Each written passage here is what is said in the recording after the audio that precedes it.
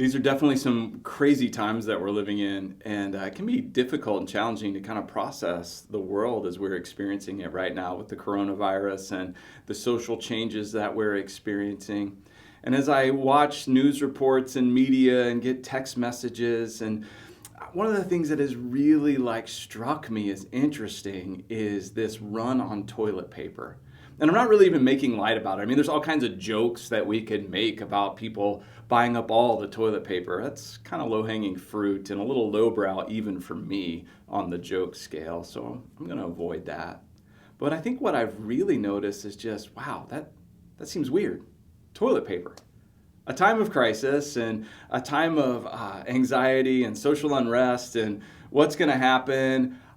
And the response is, I'm going to go buy as much toilet paper as I can.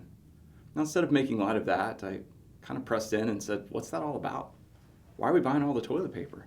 Why are people hoarding toilet paper? Why are we trying to consume as much toilet paper as possible? What is it? And I think I understand. As I kind of prayed through that and wrestled with it, I realized that for many of us, our core identity is that of a consumer. And whenever you face a crisis or something challenging you, you want to respond, you want to do something, and you don't know exactly what to do, your core identity is probably going to come out and manifest. And if our core identity is that of a consumer, then we're going to consume. And if we think there's a shortage of something, then we're going to go and try to get that. And then that selfish desire that is really at the heart of consumerism that says it's all about me and me only, says I'm going to get as much of this as I possibly can, just in case. Now, that's not a condemnation of anyone. I think any of us could respond in that way, but I think it is pretty telling about us as a people and as a culture. And I think God has something way better for us than having a consumer identity. You see, what God wants to do is He wants to change the core of who we are, like right at the essence of us, in our soul. He wants to transform us and give us a better identity than that of just a consumer. He wants us to know that we are His children, that we are adopted sons and daughters, that we have an eternal kingdom that we will inherit, and as co-heirs with Christ, we will share with Him for all of eternity. He definitely wants you to understand who you are. And if that core identity really takes hold and transforms and changes us on the inside, it will be what manifests and comes out of us, especially in times of crisis, especially in times of unrest and uncertainty.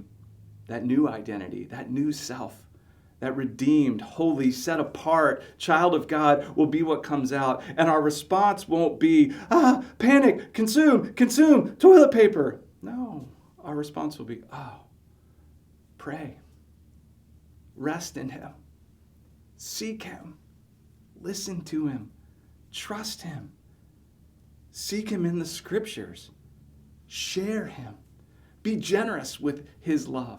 Be kind and gracious and compassionate because your Father is kind and gracious and compassionate.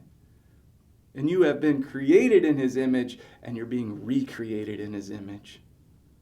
And as that identity takes hold and as pressure comes in and it is refined, it will be what comes out. And my friends, it will be a beautiful expression of the reality of who God is, and even better, who you are in Him.